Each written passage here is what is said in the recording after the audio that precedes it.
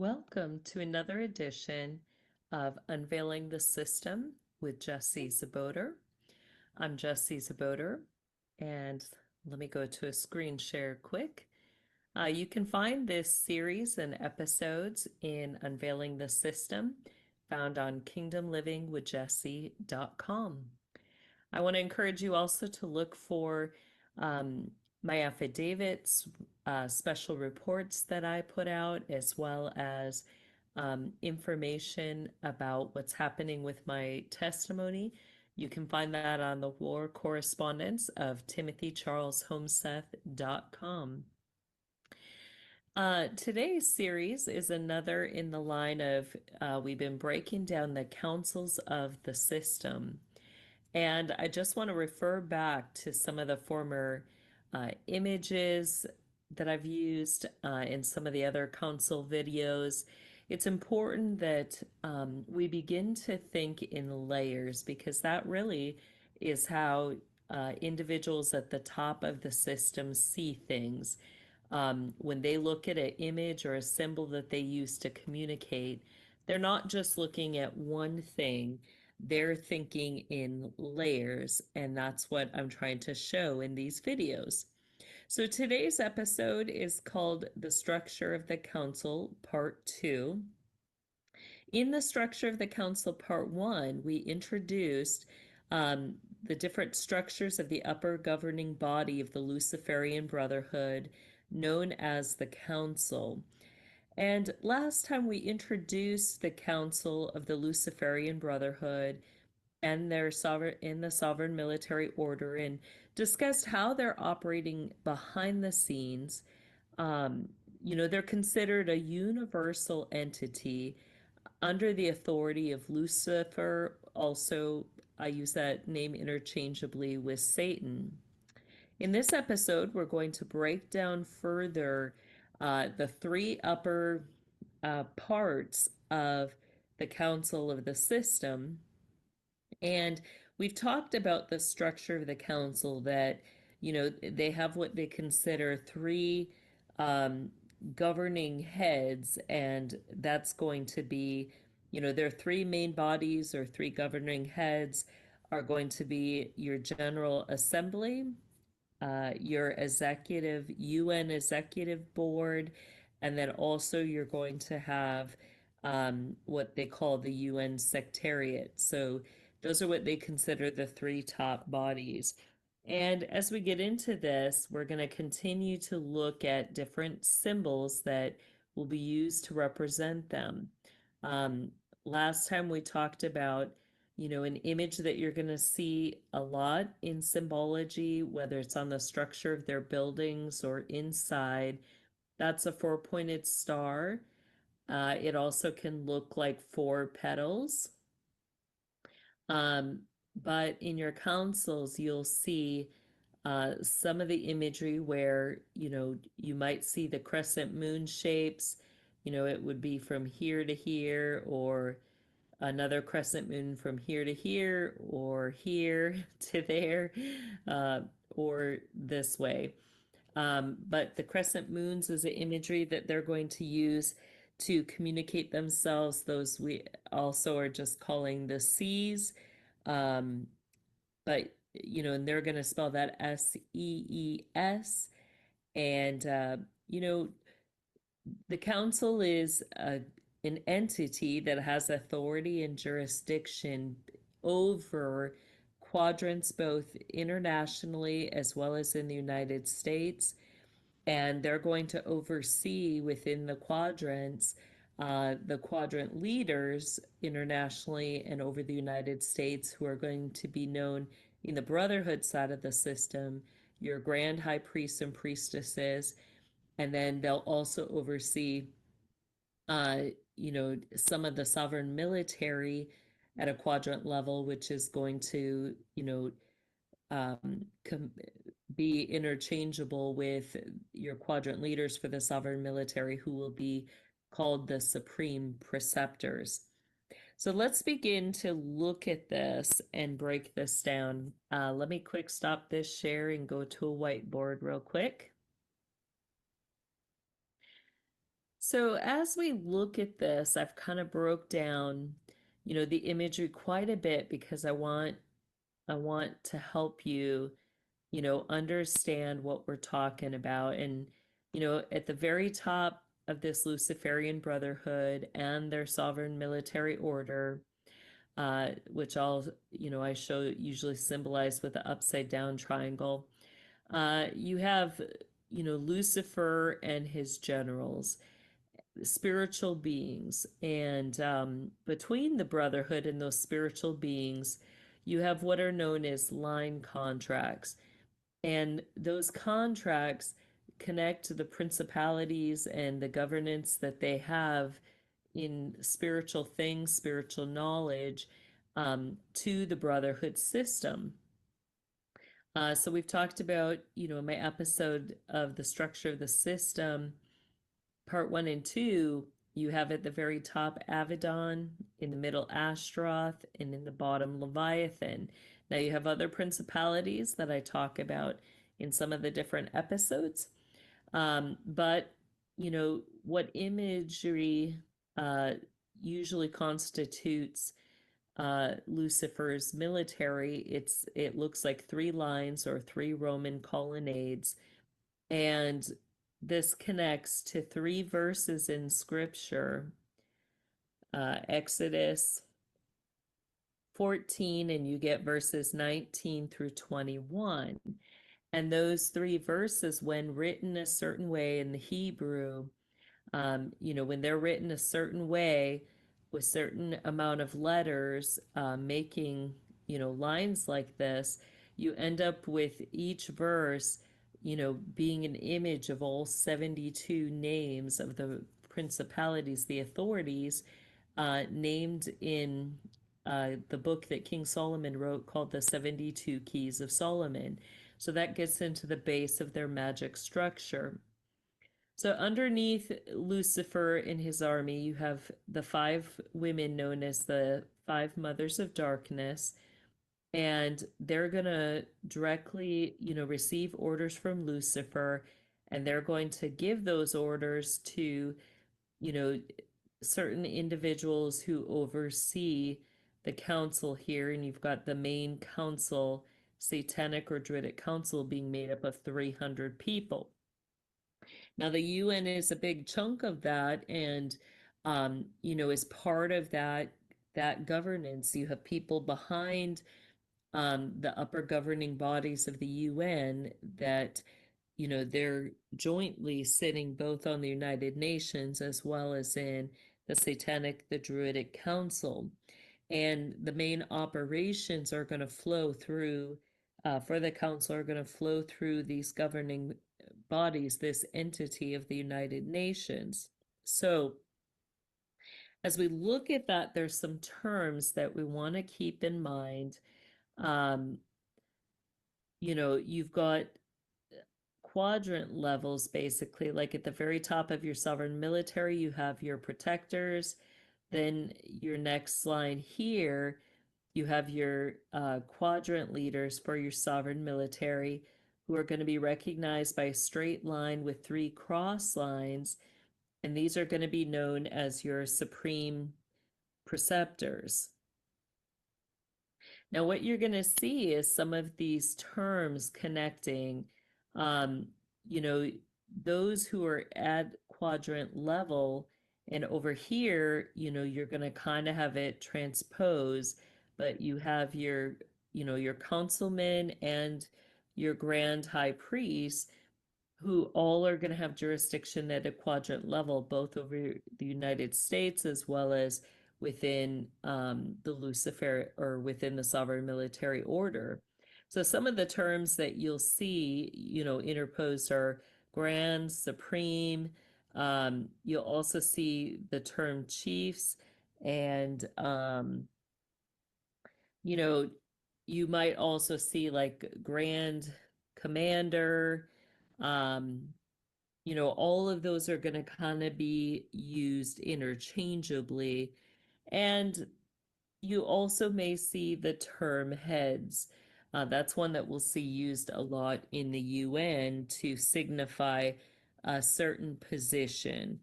So within the United Nations, you're going to have, those who are kind of overseeing the different parts of the bodies are going to be the heads of state, is kind of how they break it up. And then you have your heads of government. And then the last one that they have are going to be, so you might see the term ministers too.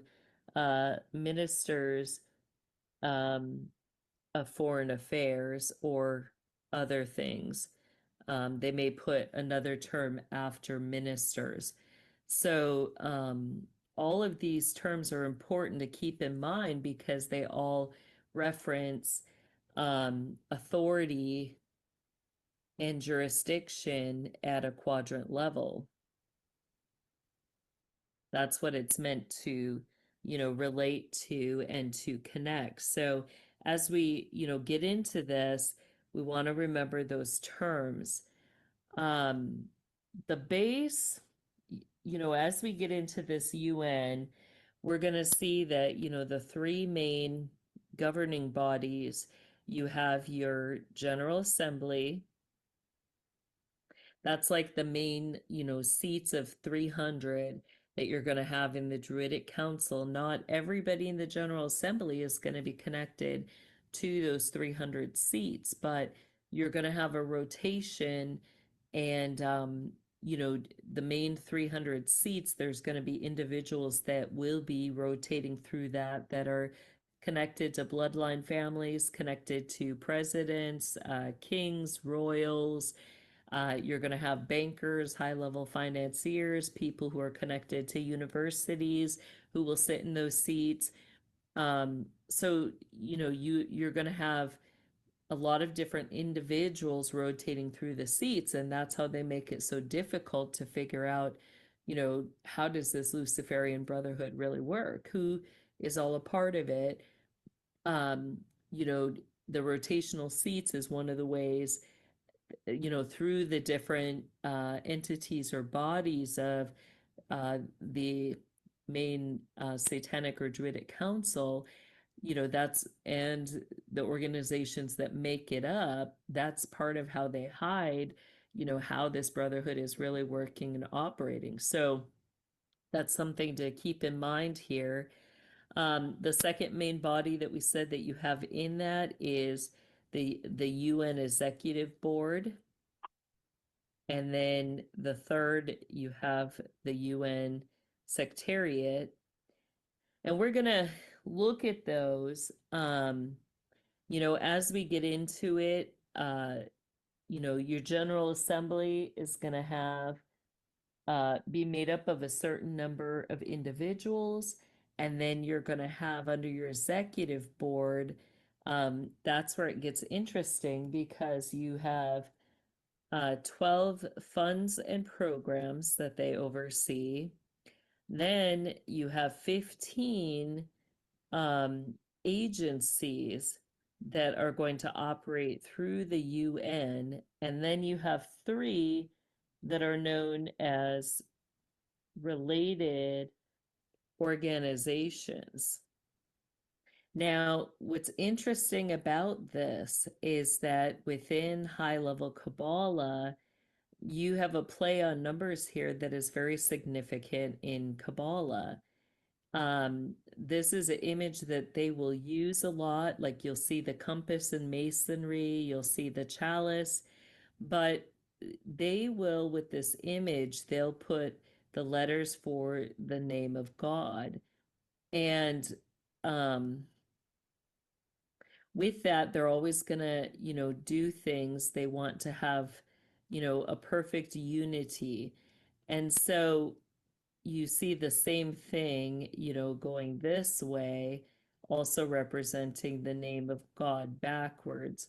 But this part right here, you've got the Yod, which is the 10th letter of the Hebrew alphabet, and you have the Hey, which is the fifth, together equaling 15, or the name of God as Yah. And you'll see them in their scriptures, especially in the King James. You'll either see the Yah or you'll see Jehovah. That's a way that they will shorten the name of God. And so, we see here that they literally, the way that they have outlined the agencies, you have a 15 here and the 12 and 3, you've got another 15 representing, you know, the name of God both directions. So for them, it's like they've established these things in the name of God. That's part of this. So it's interesting when you look at the basics of how this is set up. So that's important to recognize. And let's get into some of these things. So let me go to another screen here. Oops, hold on one second. Sorry.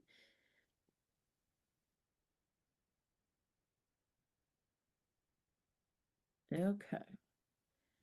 So as we get into this further, this is all of your brotherhood groups. They're going to show their authority and their jurisdiction with symbols. And those symbols are going to mean something to them, whether it's an emblem, whether it's a seal, whether it's a crest or a coat of arms. All of those things communicate the line contracts and contracts with entities for them. So, we know that the main UN is established under a coat of arms, which we went over in the first video that we did. And we talked about, the main structure of the UN, how you've got, 7 main parts that they consider the main body. And then you have the 3 parts that, we're going to look at today. And sitting is the top seat in the council for the Brotherhood. You have a position called the Phoenix of the Council. And last time we talked about that currently that position is held by Barack Obama. Now, at the head of the 3, head bodies that they consider, the General Assembly, um, the executive board, and the secretariat, you have Antonio Guterres. I know I didn't say that last name correctly, but he is he's the person who's kind of overseeing all of those main upper structures right now. So his position would be working directly under, um, Barack Obama, and he's connected to um, Portugal. And so when we look at the symbol for Portugal, the coat of arms for that, we see some interesting things. And, you know, their crests, their symbols are always going to teach us stuff. So as we look at that, we see the crest, we see, at the top of the crest, you've got a crown. We see the pearls.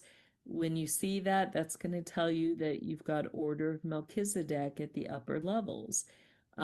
We also see a symbol here with a blue pearl and a cross. And whenever you see this little gold thing through the pearl, that's going to tell you that it's connected to that they're into training architects, those who are going to understand, the spiritual contracts, the geometries, the shapes, what entities they go to, what altars, how to hide the symbology of the altars in their architecture, which I'm going to do, coming up August 7th and 14th. I'm going to do a special series on that, which you can register for on my website, kingdomlivingwithjessie.com, called Architecture and Altar. So I encourage you to take that.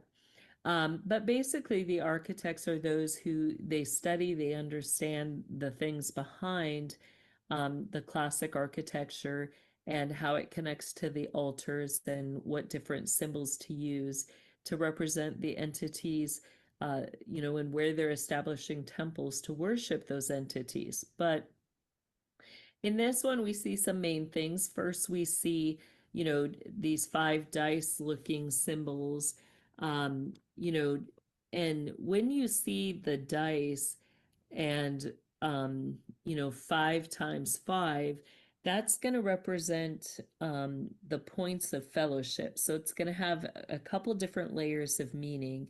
First, to those in the brotherhood, what it's going to represent are those 5 points of fellowship, which means, it goes back to their handshakes. They have special handshakes that they're going to do. There's 5 points in those handshakes, and that's, going to help them recognize each other by how they do that. It also, at another layer, is going to represent the 5 senses, your sight, your hearing, your taste, your touch, and your smell. And that represents both your physical senses as well as your spiritual senses. Then on a whole nother level, it's going to remind them of what we were just talking about, their 5 classic orders of architecture. So with that, you get into uh, the Ionic, the Dorian, or the Iconic, the Dorian, the Tuscan, the Corinthian, and the Composite. And again, if you want to find out more about those 5 forms of architecture, I encourage you to register for my special course coming up on that. Now, when you see this, you've got the towers that they have in here.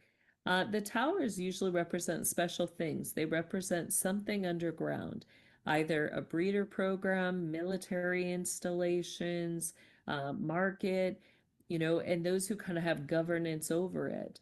And usually, it's common to see one, a castle either up here or in the crest or coat of arms itself, or to see like a single castle or tower.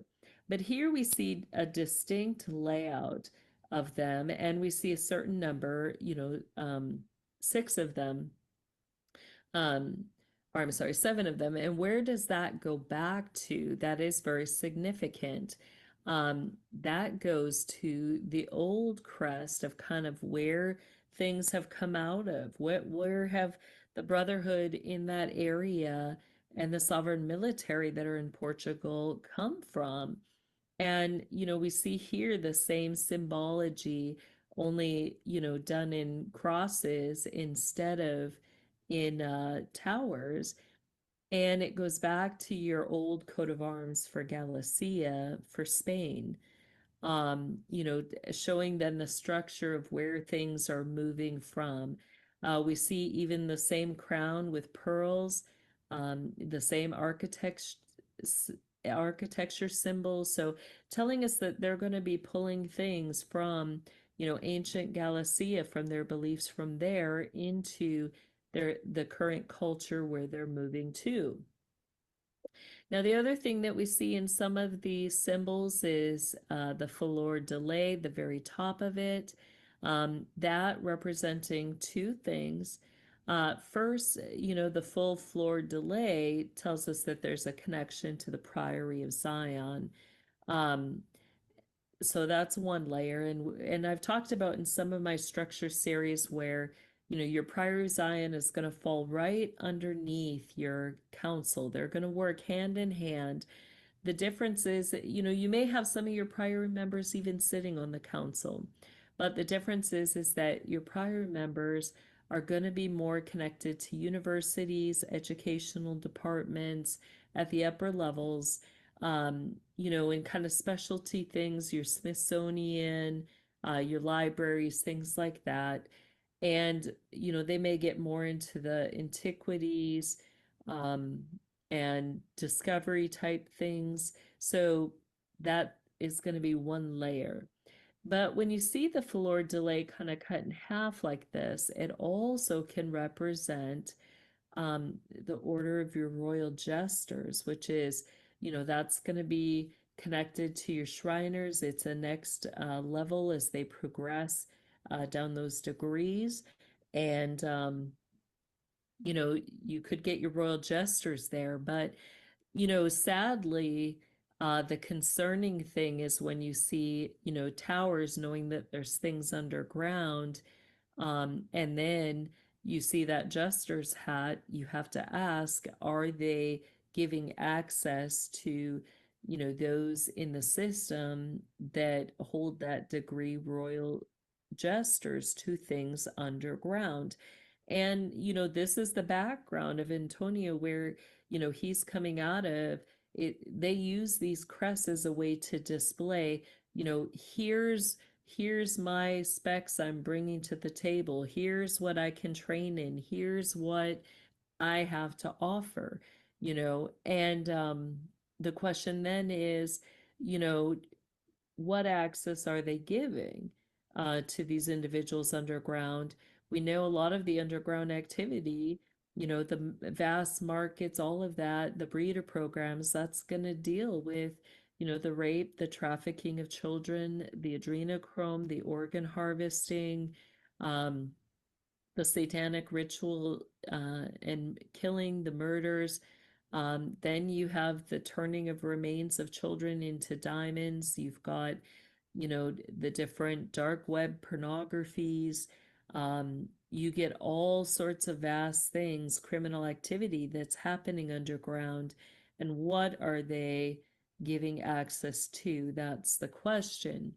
So, it's important to be able to look at, where are these people coming from, where are their allegiances to, and how are they using, the allegiances proclaimed over the nations that they're coming from, and how are they um, putting that then into what they're doing within, the United Nations, doing among the countries, because it's all going to start to, unravel, and you're going to see how they're using, their allegiances to this foreign government and the foreign sovereign military.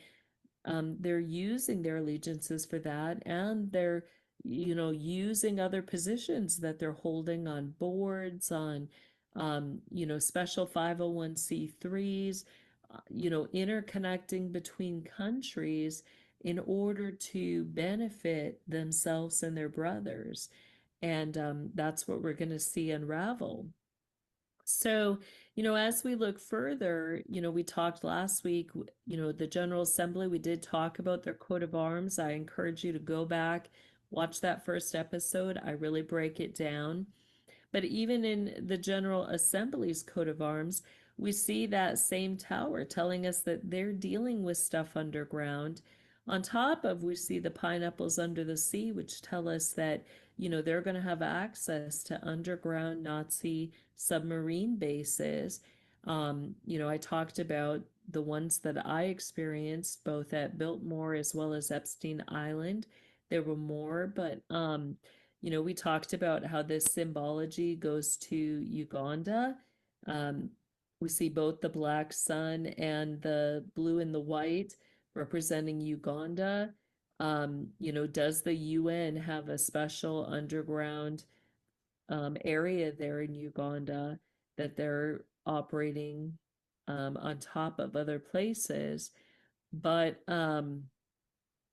this also, we talked about that same coloring going back to connecting to Epstein Island as well as Aleppo, Assyria. So, Aleppo, Syria has one of the biggest markets, and I've brought out on a show on my Epstein decodes on Aquarius Rising Africa, as well as on my website, kingdomlivingwithjessie.com, that that Aleppo, Syria market is massive underground. So, are they using their positions in the United Nations to run these massive underground markets where they are trafficking humans and people?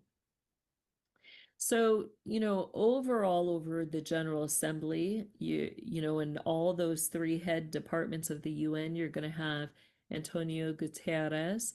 And then the General Assembly also has a president. So this is going to be the person working directly under, um, Antonio, and that's going to be Philemon Yang. And he comes out of Cameroon, Africa. And as we look at that, here we see approximately where in Africa, Cameroon, that area is located. And then as we look at their coat of arms, we see some really significant things. We see kind of, their coloring of their flag. You get the green, the red, that mustard yellow. Um, you get a star up here at the top. You get a sword. You get the scales of justice. And then you have two kind of axes going, in between. And they have three words, up at the top. They have one max meaning peace, or sorry, pax, and then they've got travail, which means work, and they have petre, which equals fatherland. Um, so let's break down some of those symbols because we know where those go to. One of the first, as I was looking at the lowest levels of the council, I brought out the Princes of Jerusalem. I have a part one and a part two, which you can find both on timothycharleshomeseth.com as well as on kingdomlivingwithjessie.com. And notice we see that exact symbology for the princes of Jerusalem. You have the sword as the balance, and you have the two scales off of it. You also have the star, which here, the star is shown up higher, but all of those symbologies going right back to that 15th and 16th degrees of the princes of Jerusalem in the Scottish York Rite Freemasonry, which that's going to get into, this the 15th, 16th degrees. That's kind of what they begin to call their degrees of illumination. So we see, this coat of arms for Cameroon, Africa, going right back to princes of Jerusalem, right? We know the five-pointed star for the Brotherhood to them represents the Star of Bethlehem.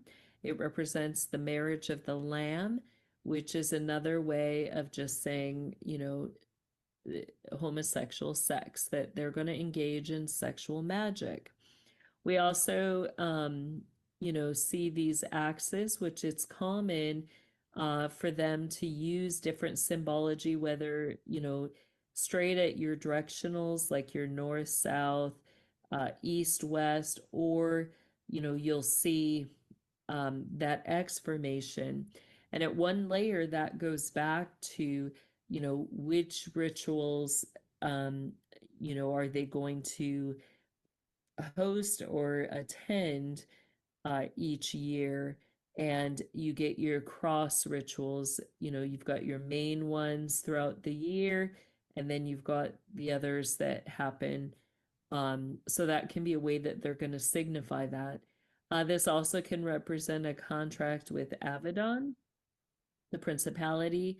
It also can represent a contract with Project X, which is one of the largest projects where, they're going to have their sovereign military order knights do journeys, and those that are in Project X will go through the the Greek islands. That's the other name for Project X, is Greek islands. And you'll get different stents that they're going to go through with that.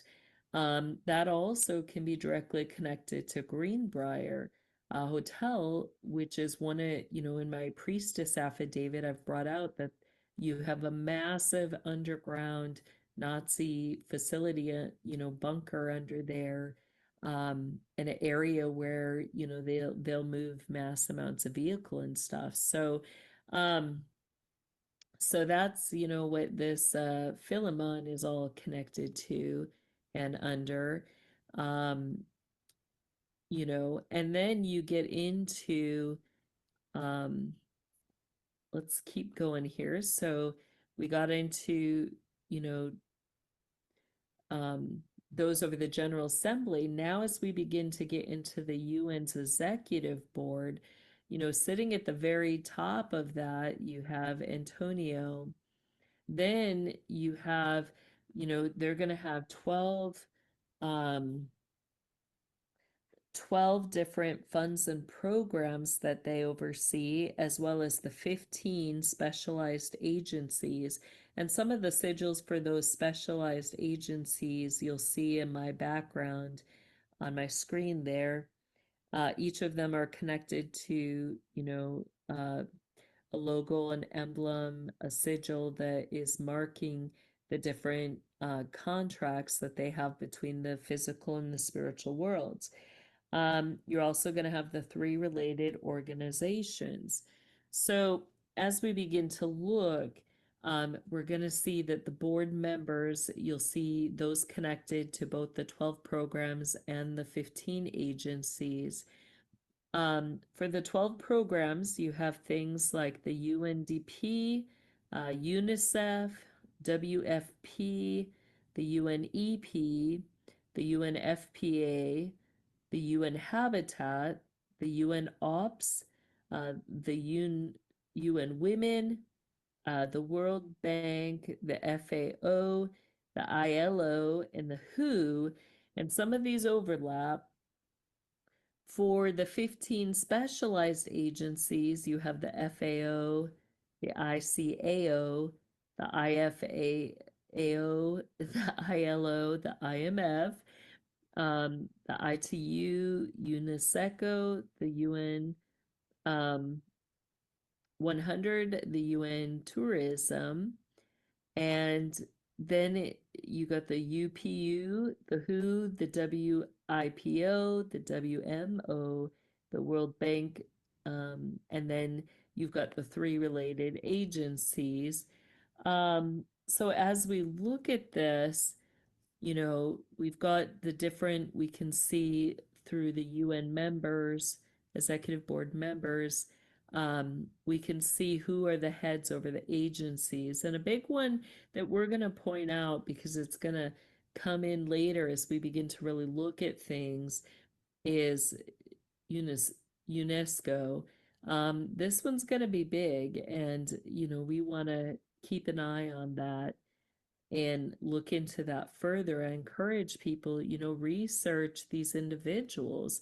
Look at, the countries that they come from. Look at the crest that for those countries, or the coat of arms for those countries. Look at the symbols there, and then compare those to symbols that come out of the Brotherhood, that I've broken down. And look at the connections, look at the financials. What are the financial connections between what they're doing, and where is the money going? What are they doing with it? That's where we're going to start to see a lot of stuff. So you can look at these people further. Again, I encourage you to really do the research, look into them. Look into the countries that they come from, their coat of arms.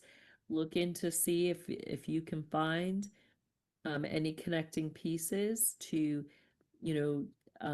circle groups that they may sit in within the Brotherhood or the Sovereign Military Order, and begin to map that out, because all of that is important knowledge for us to know, and it tells us, important things.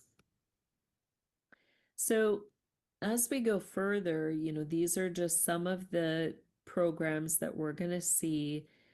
Some of the big ones to highlight. We know UNICEF is connected, to Children's Fund. We know that there's a lot of misappropriation of those funds, as well as, really what is it funding? It's funding child trafficking.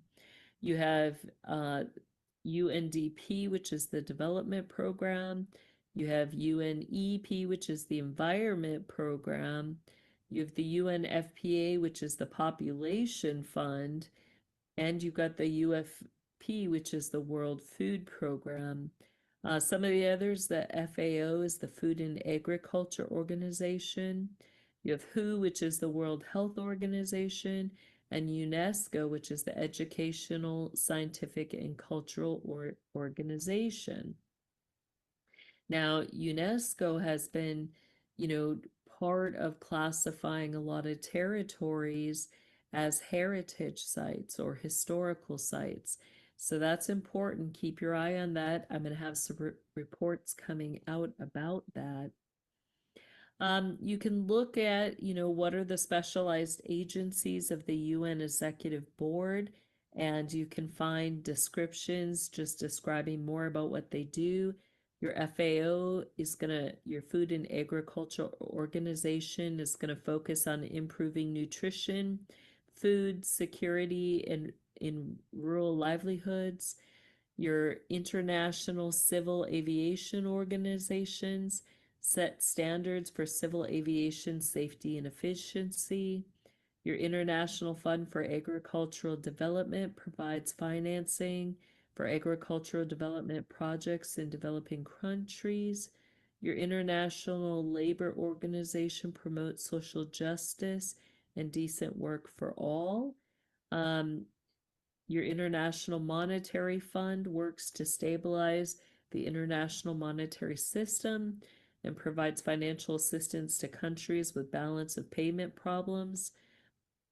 Your International Maritime Organization deals with international shipping regulations and maritime safety. Your International Telecommunication Union coordinates global communications and manages the use of radio frequencies. Your UNESCO is going to, promotes education, science, culture, and communication. I think there's a whole big can of worms to open with UNESCO. In fact, with all these agencies, but we'll start there.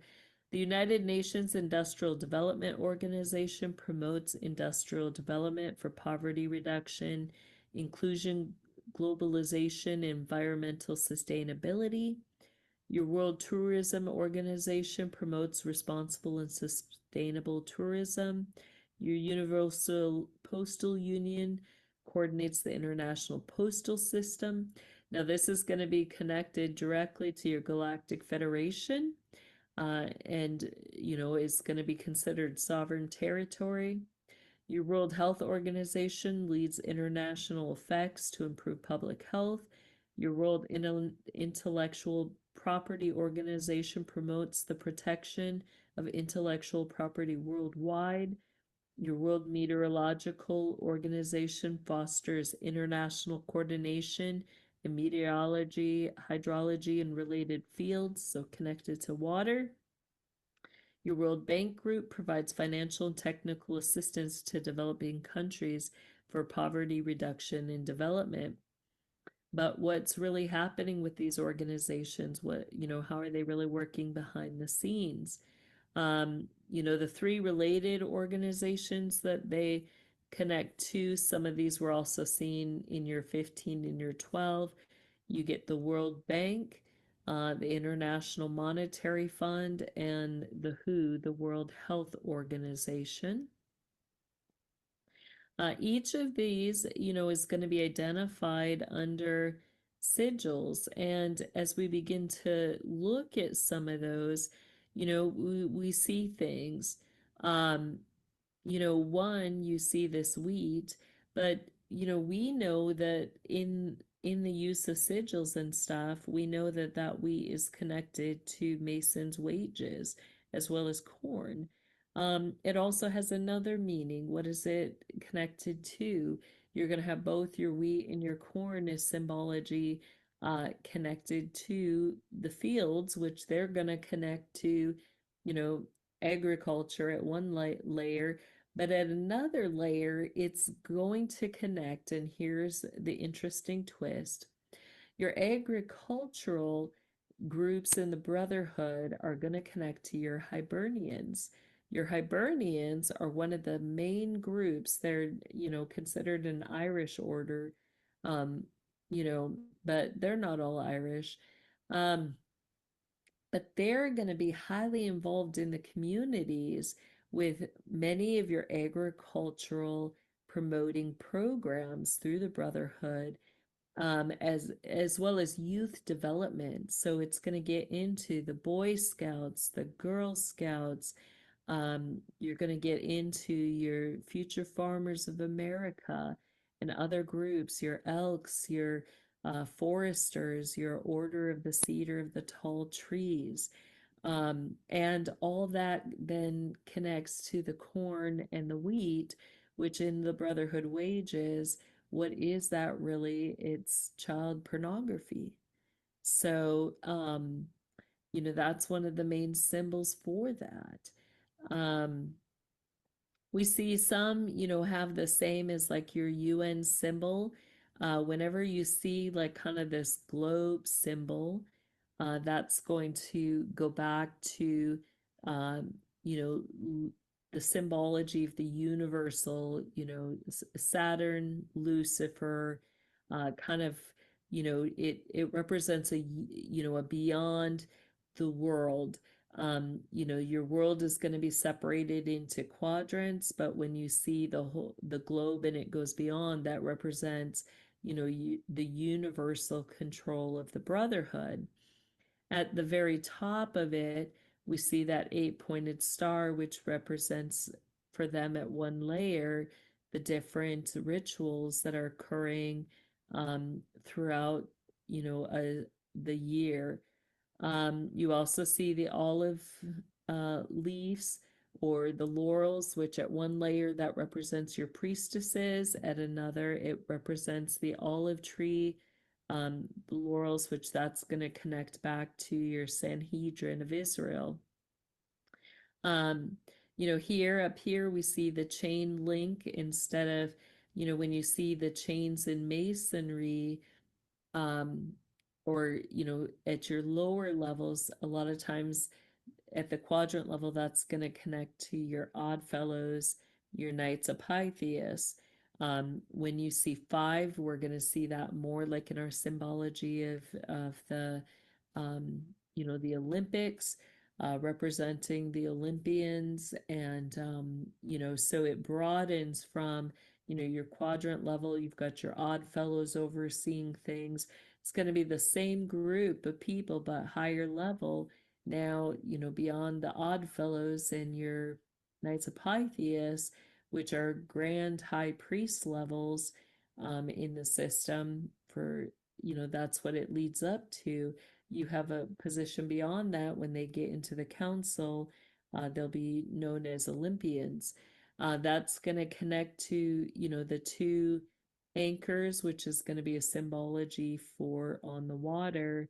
um, you're gonna, it's gonna connect directly to navies, your universal navy's universal submarine lines. Um, so that gets into that. Then you have like your who here, which we see that single line Solomonic contract there. And we see the snake curled around that. That is our symbol for health, but for them, it also means something else. Where does that go back to in scripture? That goes back to the story of when, God sent a plague of snakes because of Israel's sin, and then told Moses to lift up a serpent on the pole. And when the people looked upon it, they would be healed. But what happened after that? You see, Israel gave the serpent a name on the pole and began to worship and bow down to that serpent. That serpent's name was Nehushtan. Now that becomes, in my Mormon series, I bring out how, they use the name of Nehushtan in connection to the sign of Elijah as a way to enter into secret places. You also are going to see Nehushtan in your 24th to 25th degree. You've got your Order of the Brazen Serpent.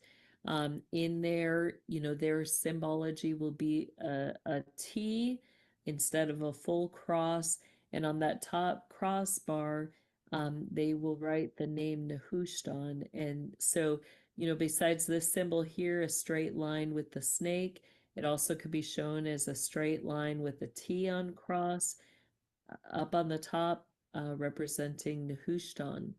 So, if the who has Nehushtan as their main you know, main serpent, is it really representing medical, or is it representing the God that they worship? You know, that you have to, know that name in order to enter into their upper circles.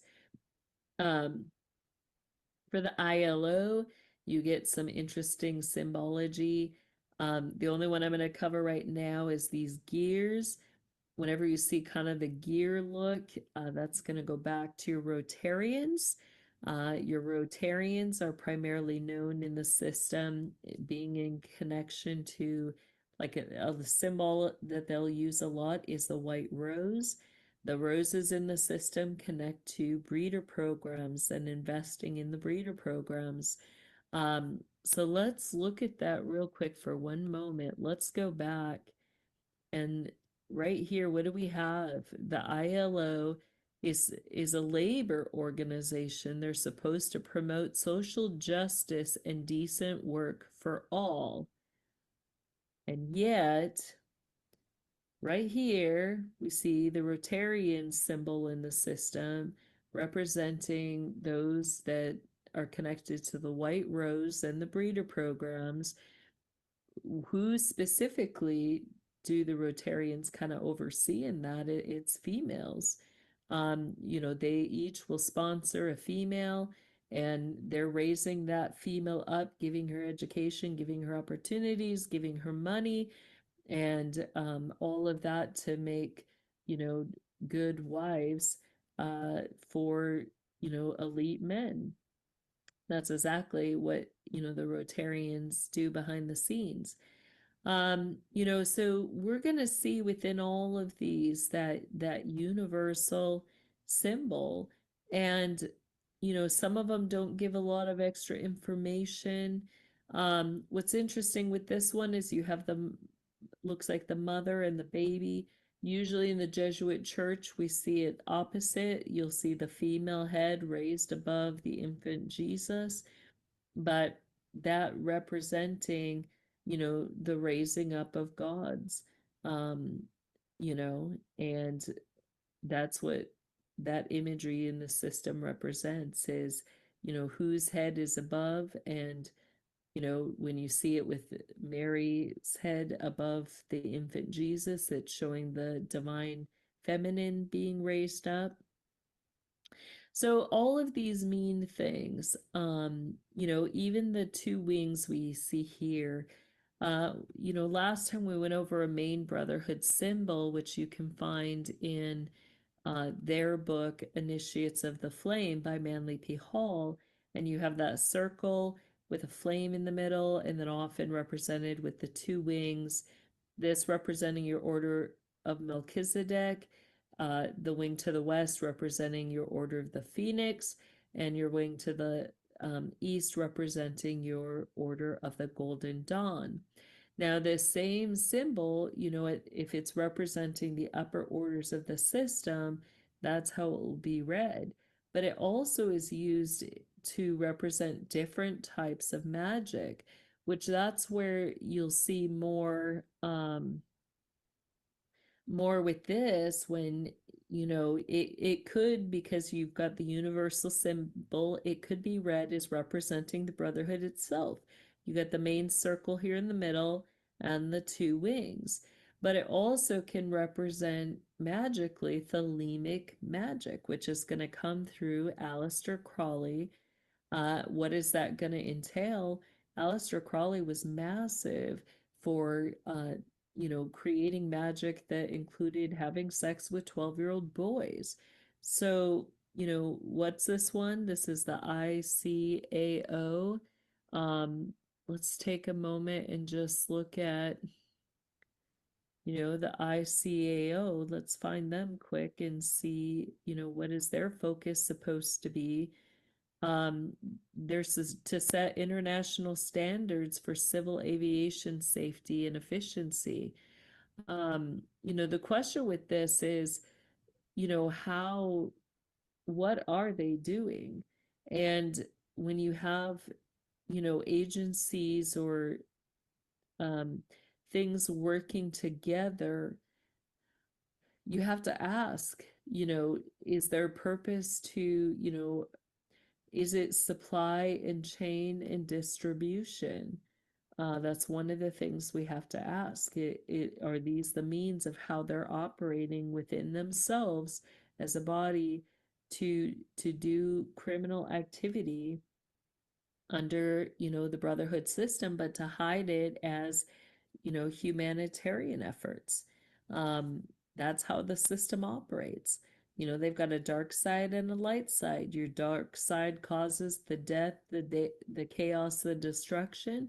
Your light side comes in with the humanitarian efforts, the supports, but in that they're gaining access and they're continuing to prepare and coordinate things, set up things so that they can continue to do overall what they do in the system.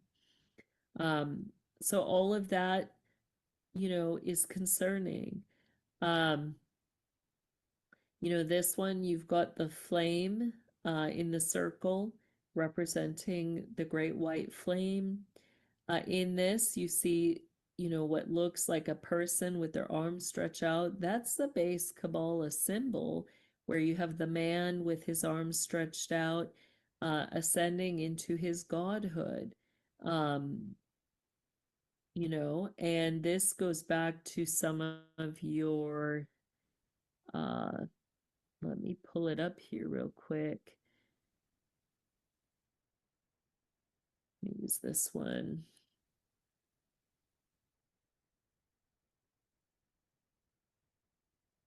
This goes back to some of your symbology through the Jesuits, which is going to get into that symbol, whereas instead of a person with the arms stretched out, you've got your cross, and then it gets bigger on the bottom, but you get it connecting to your Carmelite nuns. Um, you know, so you've got different symbology. You also have that going back to your Kabbalah of the Golden Dawn. Um, in their in their symbology, you'll see the three poles. You'll see the tree of life, and you'll see the man in the middle with his arms outstretched. Here we see, the WFP, we see the corn, we see the wheat, we see what looks like a hand kind of holding that together. That's again going to go back to different things with the wages, the underground markets, the pornography, the different things being produced. Unifen, you've got what looks like the dove, but you also see the female symbol here. Um, and we see the wings mounting. Now, whether it's the eagle or another bird in the system, when you see it like this with the wings mounting, that always represents the Nazi youth development programs. Then we have UNESCO, which I decoded in the first episode. I encourage you to go back and watch that. The structure of the council, part one, and I talk about the 6 poles and what those represent.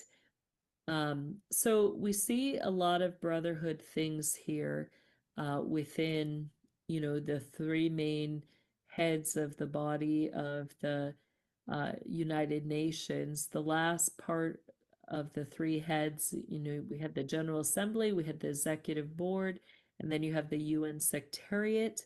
Their job, they're considered one of the principal organs of the UN, is supposed to be to prepare meetings, conducting research, providing administrative and logistical support, implementing programs and policies. Who's keeping the records, who's preparing the meetings, who's kind of preparing the administrative part. That's going to include who's overseeing the money. So this is an important, um, and not just who's overseeing the money, but who's really running things. And you've got, your United Nations Secretariat. Um, with that, I want to end on one last thing, because I'm pretty positive if that secretariat is overseeing things, there's going to be connection to your United Nations Security Council. And what we see in that, we see your base United Nations emblem in the middle here. But then we see it in a format where we've got a middle layer there, and we see wording here in the very middle and down here on this middle layer. And I talked about how, this imagery to them, like if they put stuff here in a middle layer, it usually represents a northern headship and a southern headship. Okay. Now they actually tell you here where the southern headship is, which is going to connect to Ireland. But who's going to have more authority? It's going to be your northern jurisdiction. So where is that? I think that's going to be connected here, which notice that here's your globe and here is something. When we see wording or numbers in the middle, it usually represents military or underground submarine lines or universal military or submarine lines. When we see, punctuation, um, letters or numbers down here, that will represent the same thing. So there is something beyond here that is considered the main headquarters security for all of this. So that's something to look into, whether that's a, military floating planet, whether that's a whole nother area that they're not even going to put on a map and make known to us. That's the question. Um, you know, so I just kind of want to bring that out. But I want to thank you for joining me for another episode of Unveiling this System. This was the Structures of the Council Part 2. I encourage you like, share, subscribe. Please research the different things that I've brought out in this. Share it. Get the information out there. Share the stuff you're researching. You can do that each week. I encourage you to join on Telegram, uh, Infiltrated by Truth channel with Alex Kukanaki. A lot of research going into the chat for that channel, and you're welcome to put your research that you get from this up there. Bring it up as a topic of conversation, because all of this is going to start interconnecting, both to the Brotherhood, the sovereign military order, as well as to things that we see transpiring in our country. So it's important to bring out, it's important to know the truth. Again, you can find these episodes on my website, kingdomlivingwithjessie.com, as well as on timothycharleshomeseth.com. Thank you very much and have a great day.